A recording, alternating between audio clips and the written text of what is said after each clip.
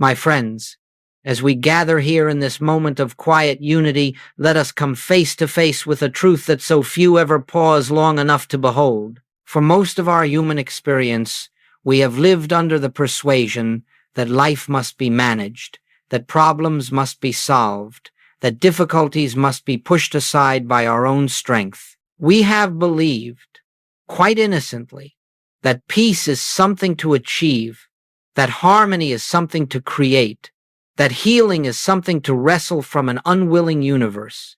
And because of this belief, we have struggled, sometimes silently, sometimes desperately, to hold our world together. Yet I say to you today, no one has ever found peace through struggle. No one has discovered God through effort. No one has touched the kingdom through the strain of the personal will. The harder we have tried to fix our lives, the more entangled we have become in the very conditions we sought to escape. This is the great weariness of the human approach. It assumes that we as persons must correct what the infinite has failed to govern. And that assumption, innocent though it may seem, is the foundation of all spiritual exhaustion. But hear this gently, not as a criticism, but as an invitation. You have never been required to carry the weight you have carried. Not for a single moment. There is a presence within you closer than breath, quieter than thought, more real than any condition appearing to your senses that has been the life, the substance, and the intelligence of your being from the beginning. It has never required your effort. It has never asked you to take the burden upon yourself. It has only awaited your recognition. And so, as we begin this time together, let this be our first awareness. All the struggle of the human self is born from the belief that life depends upon personal effort. All the rest we seek is found the moment we discover that the Father within doeth the works.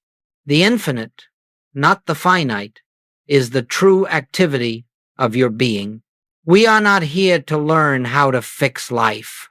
We are here to awaken to the life that has never needed fixing. We are not here to manipulate appearances. We are here to behold the reality behind them. We are not here to make God work. We are here to rest in the presence that is already at work. And in that rest, in that deep inner cessation of struggle, the entire nature of life begins to change. As we continue our contemplation, let us look more deeply into the root of human struggle. For unless we see clearly what binds us, we cannot awaken to what frees us.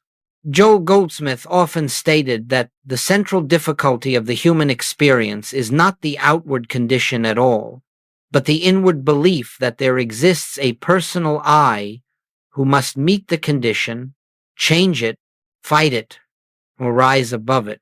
This sense of a separate self, the one who strives, who fears, who plans and manipulates and worries, is the only barrier to spiritual realization.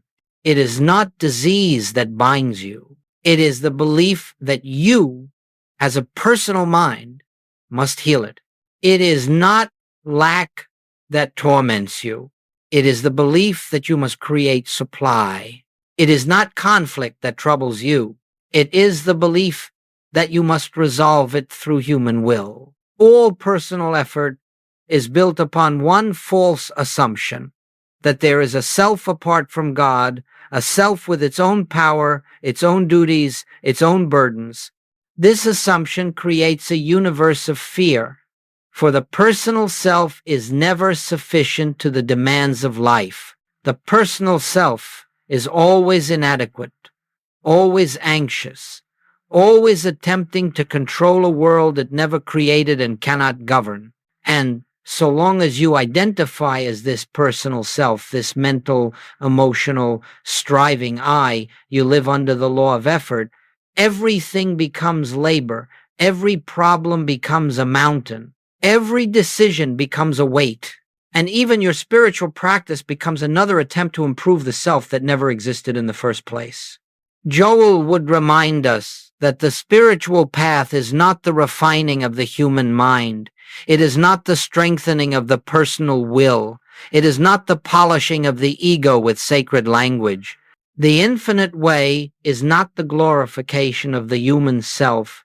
It is the dissolution of belief in that self. For the truth is this: there is no personal you to be improved. There is only the infinite appearing as you.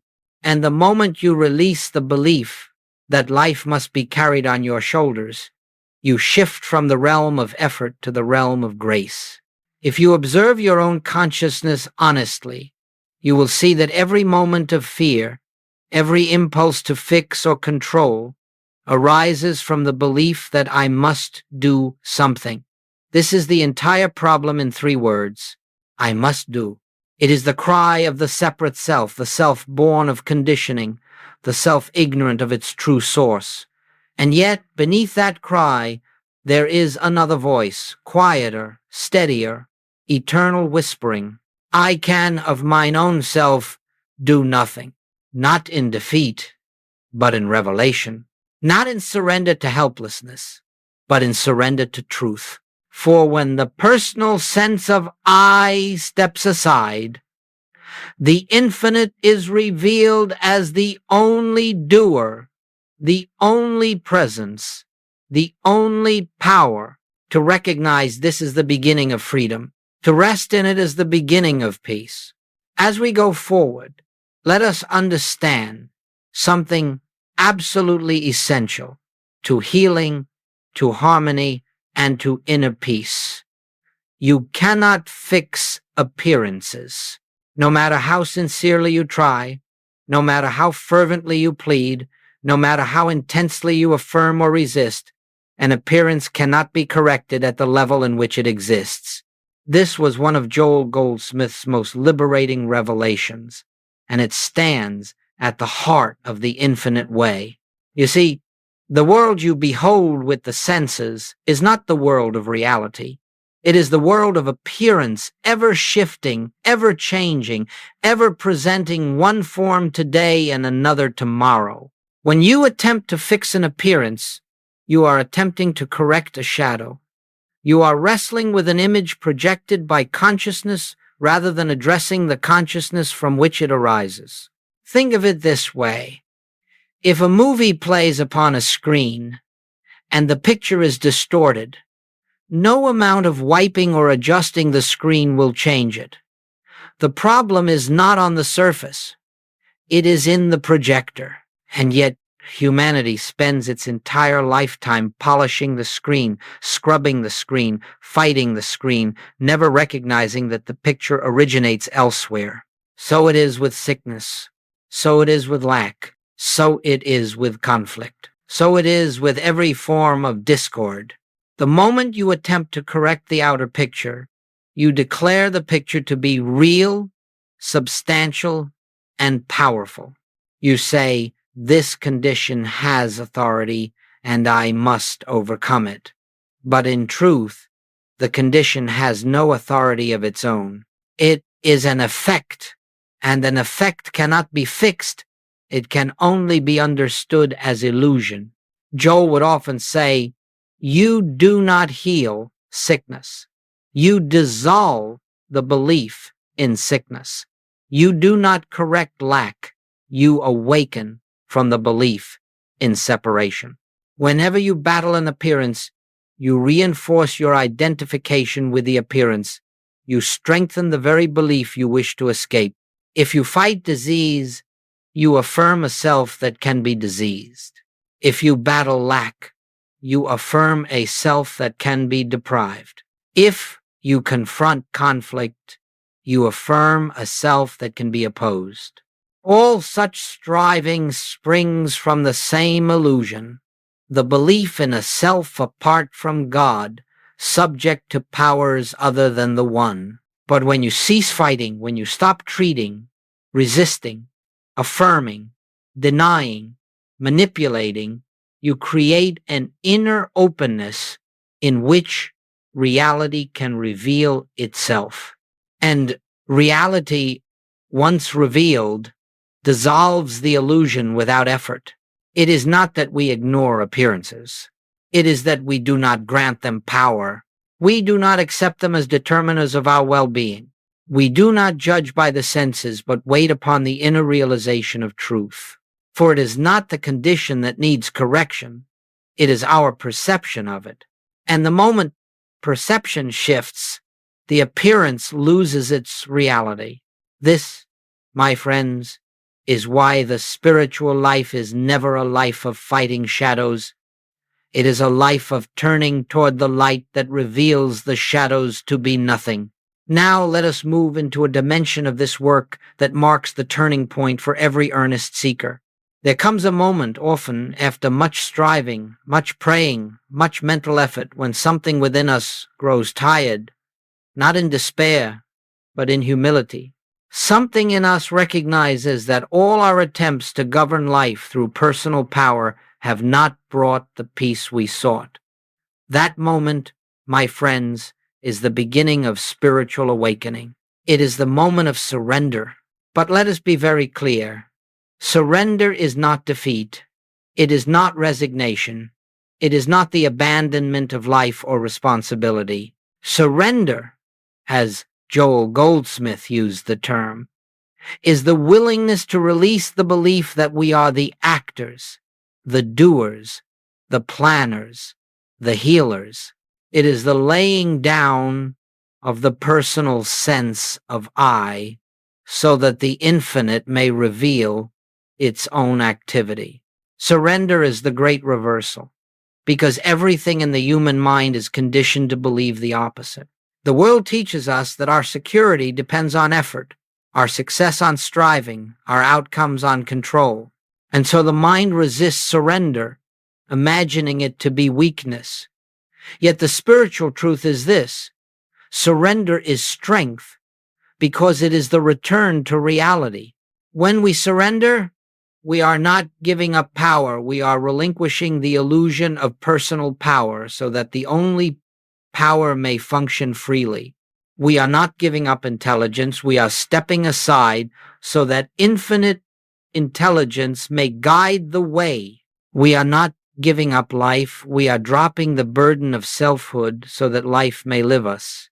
There is in every individual a divine activity already moving, already fulfilling, already governing every detail of existence.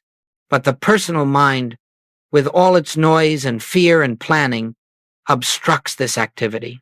The more we insist on directing life, the less room we give the infinite to reveal itself. Surrender is simply the quiet willingness to let God be God. Joel often said, "I can of mine own self do nothing." Those are not the words of helplessness. They are the words of recognition. They are the words of one who has discovered that personal effort is the only obstruction to grace. They are the doorway into a life where the inner presence becomes the guiding, harmonizing, healing principle. When you surrender even for a moment, you feel something shift. You sense a loosening, a softening. The frantic impulse to think your way out of circumstances begins to dissolve. A spaciousness opens. There is a quiet awareness, an inner knowing that no longer needs to fight, no longer needs to manipulate, no longer needs to fear. You discover that the universe continues perfectly without your strain. You discover that harmony was never dependent on your effort. Surrender is the invitation to rest. Surrender is the invitation to trust. Surrender is the doorway through which the activity of God enters conscious experience. And once the taste of this inner rest touches you, you begin to understand why all the great mystics, all the great scriptures, all the great revelations point toward this same truth.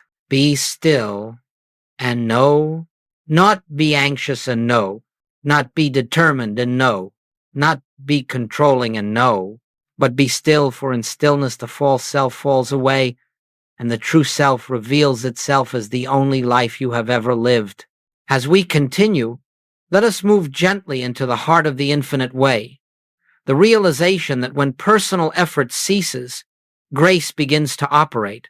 This is one of the most beautiful truths discovered by the mystic, for it reveals the nature of the spiritual life as effortless, not because nothing happens, but because all that happens is done through God, not through the human mind. When you have surrendered the belief in personal responsibility for the universe, when you have released the burden of being the healer, the provider, the protector, you will find yourself entering a new dimension of living, one governed not by strain but by quiet inner activity.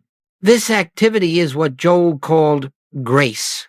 Grace is not something added to you. Grace is not something you earn. Grace is not something God decides to bestow based on merit or prayer. Grace is the natural, continuous flow of divine presence through your consciousness. The moment the obstructions of fear, effort, and personal will dissolve. The personal mind is like a clenched fist, tight, contracted, always grasping.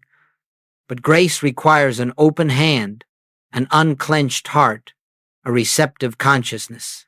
It requires nothing more of you than stillness, receptivity, and the willingness to let the infinite be the actor. Resting in the presence is not passivity. It is profound, inward activity, quiet, subtle, but infinitely powerful. In this resting, you do nothing, yet everything necessary is done. The mind becomes still, and in that stillness, harmony reveals itself. The body relaxes, and in that relaxation, healing takes place. Circumstances unfold without strain, and in that unfolding, your path becomes clear. Joe would often say, God does not enter your life through effort.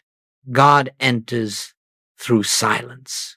And this silence is not the absence of sound, it is the absence of self. It is the inner state in which the personal I is no longer trying to determine outcomes, and the divine I begins to shine through. When you rest in the presence, several things begin to happen, though none of them are forced. 1. Healing arises without treatment. You discover that health is not attained by affirming truth or fighting disease. It is revealed by abiding in the awareness that divine life is the substance of your being. 2. Supply appears without seeking. You stop looking to the world for security, and as your fear dissolves, new channels form naturally, effortlessly. 3. Relationships soften and harmonize, because you stop approaching others from the tension of ego and begin meeting them from the peace of presence. 4. Answers come without thinking. Wisdom flows not from analysis but from receptivity. The mind, quieted of its noise, becomes an instrument through which divine intelligence expresses itself. 5. Life begins to feel guided. You sense an invisible presence going before you, preparing the way, removing obstacles, opening opportunities, yet never through manipulation, always through unfoldment. This is grace. Grace is the movement of God in your consciousness. Grace is the revelation that the universe is already functioning in harmony. Grace is the discovery that nothing needs fixing, only recognized. When the mind rests, the spirit acts. When effort ends, creation begins. When the personal sense of I dissolves, the true I, the infinite I, lives your life for you. And so we say rest. Rest in the presence. Rest in the assurance that the Father within you is the only activity. Rest until you feel the peace that surpasses all human understanding. Rest until grace becomes your natural atmosphere. For the moment you rest, the infinite takes over. Now, as we enter more deeply into this work, let us look at what actually happens when the mind grows still and grace begins its silent activity. There is a profound shift that takes place in consciousness, so subtle that at first you may not notice it, yet so transformative that your entire way of living begins to change. This shift is the movement from doing to being. The human sense of life is built entirely on doing. What must I do? How can I fix this? How can I protect that? How can I plan, control, manage, achieve? Even our spiritual lives become tangled with effort attempts to think the right thoughts, say the right prayers, use the right methods. But all of this belongs to the old consciousness, the consciousness that believes it is separate from God and must therefore construct its own salvation. Being, on the other hand, is the natural state of one who has awakened to the presence within. Being is not inactivity, it is activity flowing from the infinite rather than from the personal mind. It is action without strain. It is movement without fear. It is effortlessness, not because nothing is done, but because you are no longer the doer. Joel often reminded us, we do not live this life, we witness it. And that is precisely the distinction. When the personal sense of self quiets, you begin to observe that life unfolds of its own accord. You make decisions, yes, but they do not come from tension. They come from clarity. You take action, yes, but the action is natural, unforced, harmonious. You speak, work, interact, but something deeper than the personal mind is guiding the words, the movements, the responses. This is the essence of being. Life lives you. Love expresses through you. Wisdom shines as you. Harmony flows around you. When you move from doing to being, the entire mechanism of fear dissolves. Fear is always born from the belief that I must. Being reveals that I must not, for the infinite already is. And whatever already is does not need your help. Observe carefully how this plays out in daily experience. 1. Work becomes lighter. You no longer push your way through tasks. Instead, you find yourself moved by an inner rhythm, accomplishing what is needed without strain. 2. Problems lose their urgency. You see that no appearance requires immediate reaction. You pause, rest inwardly, and allow the correct action to reveal itself. 3. Relationships feel more spacious. You stop trying to manage people, persuade them, correct them, or protect yourself from them. You meet them from presence, not from defense. 4. Creativity awakens. Ideas arise without forcing. Solutions appear without mental labor. Inspiration becomes natural because the mind is no longer cluttered with fear. 5. The body relaxes. Tension dissolves because you are no longer living from the belief that your survival depends on your effort. And as this shift takes root, you discover that you are never actually inactive. The infinite is always acting, always expressing, always unfolding. It's harmony through you. But the activity is divine, not human. Effortless, not strained. Flowing, not forced. This is not philosophy. It is not psychology. It is not positive thinking. It is a change in identity. You move from I, the person, must do, to I, the presence, and being lived. And once you taste this state of being even briefly, you will recognize it as the way you were always meant to live. Grounded, unhurried, inwardly anchored, outwardly free. Action, yes. Movement, yes. But born of the infinite rather than the finite. This is the shift from doing to being. It is the first true sign that grace has taken over. As we move deeper into this unfolding, let us gently consider what truly happens when the burden of personal effort is laid aside, when you stop attempting to fix life, heal life, or steer life according to your fears and desires. You may wonder, if I cease trying, will everything fall apart? And the answer, spoken from the experience of the mystic, is this: nothing falls apart. Everything falls into place. For the moment you stop interfering with the natural harmony of being, the moment you release the compulsion to direct the universe with the limited tools of the human mind, a remarkable transformation begins.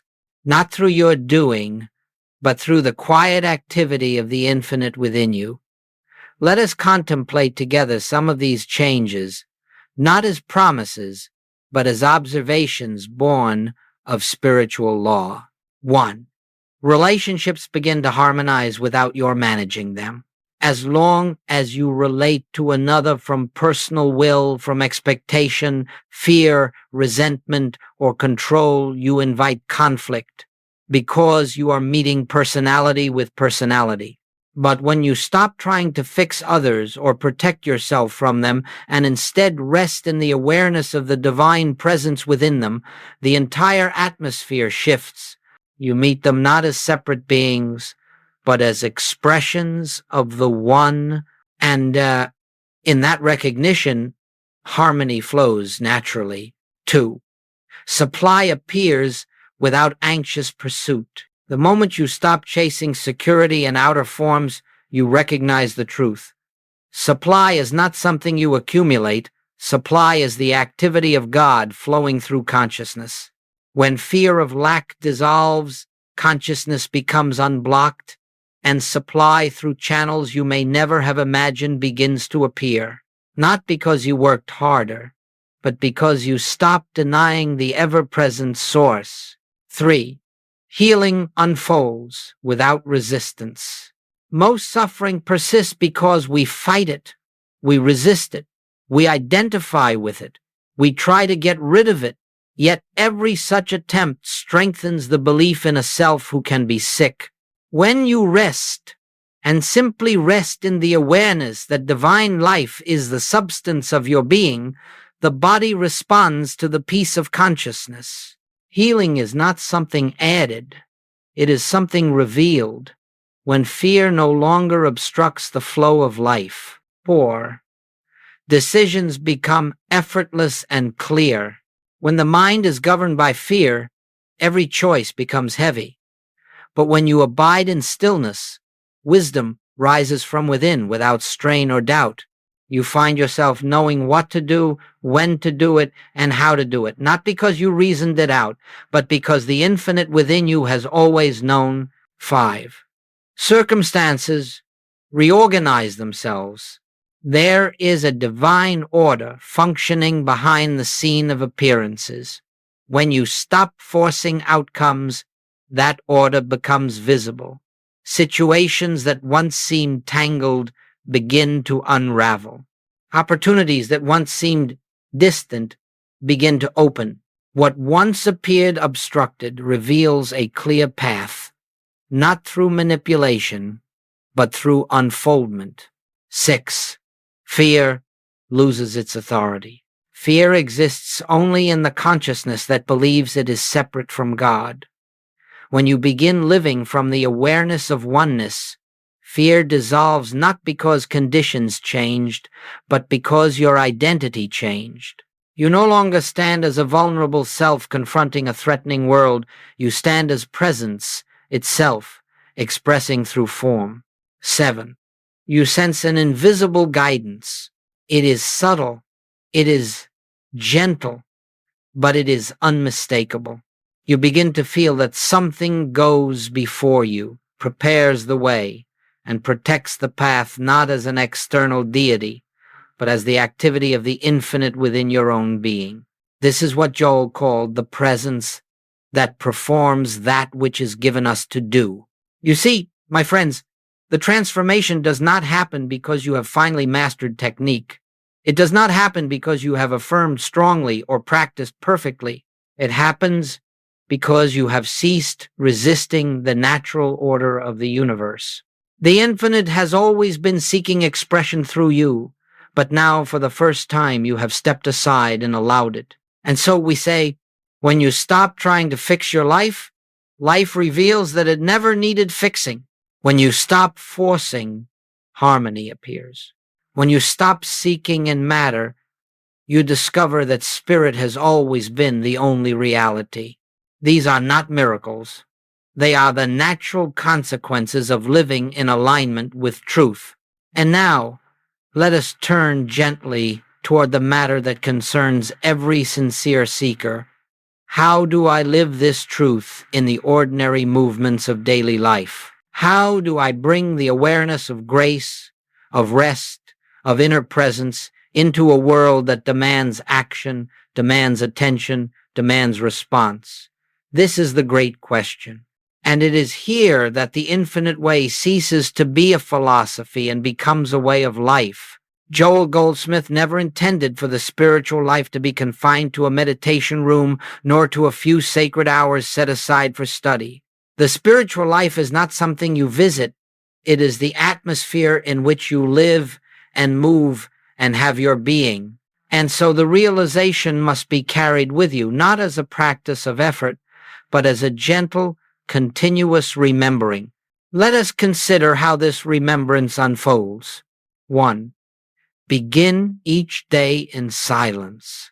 Before the world enters, before thought rises, before the senses rush forth, sit for a moment, even a brief moment, and acknowledge the presence. Recognize that the day before you will not be lived by a personal self striving to manage conditions. It will be lived by the infinite expressing through you.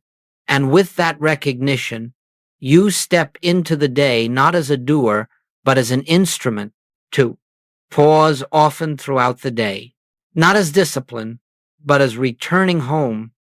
At any moment of tension or hurry or emotional disturbance, simply pause, turn inward, feel for that silent, invisible life within.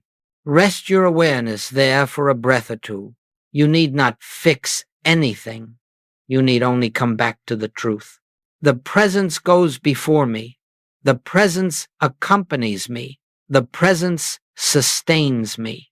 In that pause, the burden lifts. 3. Allow action to arise from stillness.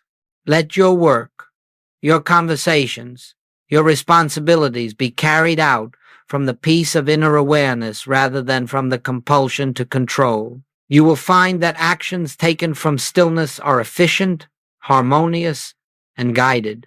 Actions taken from fear are confused, rushed, and exhausting. So do not act until you are inwardly anchored. Then act freely. 4.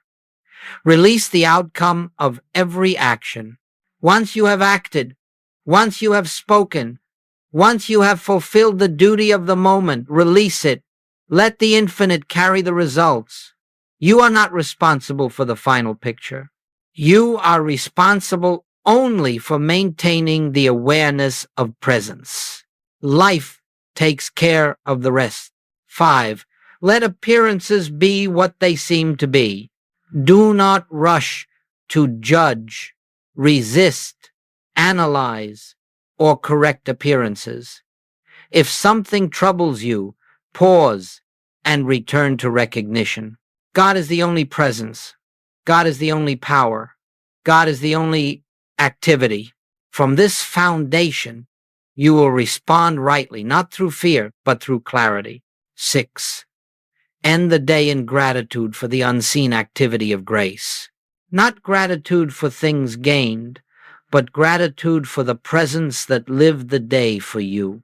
Even if the day seemed ordinary, even if nothing spectacular occurred, know that the quiet activity of God was in operation. Give thanks for that. Acknowledge it. And rest. As these practices become woven into the rhythm of your life, you will notice something extraordinary. Your spirituality will no longer be something you do. It will be what you are. You will not need reminders, for remembrance will become natural. You will not seek the presence, for you will feel it abiding. You will not ask for guidance will be the atmosphere in which you live. This is living the infinite way, not by constant meditation alone, not by isolated moments of prayer, but by abiding in the quiet awareness that the presence within you is the life you live. All the rest unfolds from this alone. And now, as we bring this time of reflection to its quiet close, let us rest once more in the awareness that has been unfolding throughout this message. The infinite does the work. The Father within you, this silent, invisible, ever-present life, has been carrying you from the beginning, and it will continue to carry you long after every effort of the human mind has dissolved. Nothing in reality has changed during this hour. The same presence that sustained you yesterday sustains you now. The same love that guided your path in unseen ways continues to guide it. The same grace that held your life in harmony before you understood any of this still holds it now. What has changed is your recognition. You have tasted, even if faintly, even if momentarily, the truth that there is a way of living entirely free from the exhaustion of personal striving.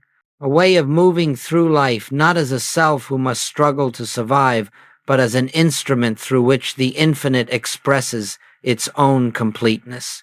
If you remember nothing else from this message, remember this. You were never meant to carry the burden of being the doer. You were never given that responsibility. You assumed it, innocently, because you did not yet know the nature of your own being. Now you do. And so, whenever fear arises, whenever a problem confronts you, whenever the old impulses of control or anxiety attempt to reclaim your attention, pause, turn within, become still. Feel for the presence that has never left you, not for a moment. In that stillness, you will rediscover the truth. The infinite is here. The infinite is active. The infinite is enough. Your life does not need your strain. Your healing does not need your fear. Your supply does not need your anxious planning. Your relationships do not need your emotional control. Everything that is truly necessary flows from the life that is living you.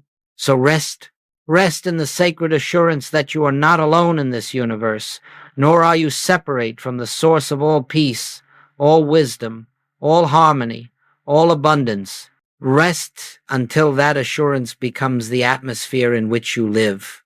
Rest until stillness becomes your home. Rest until you feel with quiet certainty that the presence within you is the only presence, the only power, the only reality.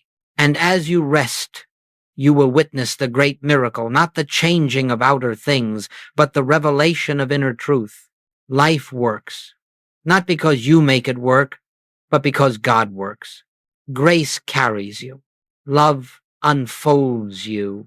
And the kingdom, which you have sought for so long outside, has been within your own consciousness all the while. Let this truth accompany you now. Let it walk beside you throughout the day. Let it breathe through your actions, shine through your silence, and saturate your thoughts with peace. May the presence go before you. May the presence live through you.